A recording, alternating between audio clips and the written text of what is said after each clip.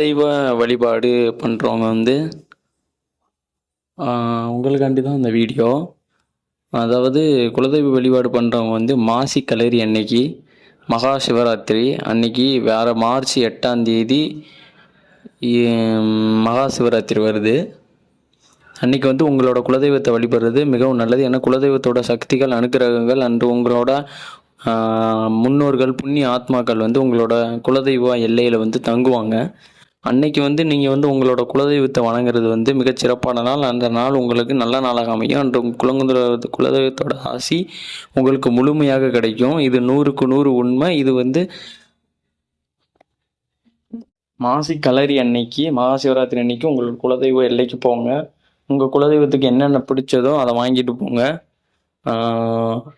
அது சிறிய இடமா இருந்தாலும் சரி, பெரிய இடமா இருந்தாலும் சரி, இல்லை உங்களுக்கு பிடிக்காத இடமா இருந்தாலும் சரி, உங்களோட குலதெய்வம் இல்லைங்கிறது வந்து அங்கே நீங்கள் போய் தான் ஆகணும்.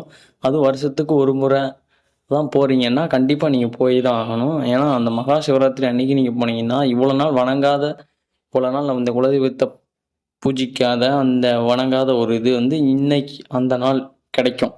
இது 100க்கு 100 உண்மை. மகா சிவராத்திரி அன்னைக்கு உங்கள் குலதெய்வத்தோட சக்தி அதிகமாக இருக்கும். ஏன்னா சிவன் வந்து அன்னைக்கு வந்து முழுவதுமாக எல்லாருக்கும் காட்சி தருவார்னு ஒரு அர்த்தம். அதுக்கு ஒரு வரலாறு இருக்குது மகா சிவராத்திரிக்குன்னு. ஏன்னா மகா சிவராத்திரி அன்னைக்கு கண்ணு முழிச்சு இரவு முழுவதும் கண்ணு முழிச்சிருந்தாலே நம்மளுக்கு வந்து ஒரு அந்த சக்தி கிடைக்கும், சிவனோட அனுகிரகம் கிடைக்கும்னு சொல்லுவாங்க.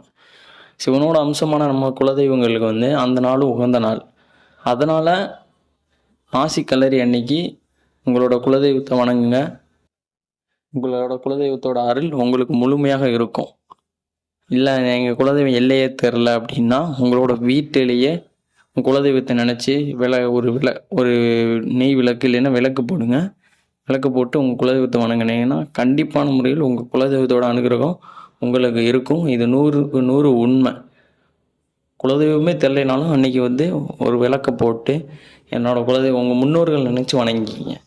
கண்டிப்பான முறையில் உங்களோட குலதெய்வத்தோட அனுகிரகம் உங்களுக்கு இருக்கும். இது 100க்கு 100 உண்மை. இது நான் கண்ட உண்மை. அதை உங்களுக்கு பரிசீலிக்கிறேன். இதை செஞ்சு பாருங்கள்.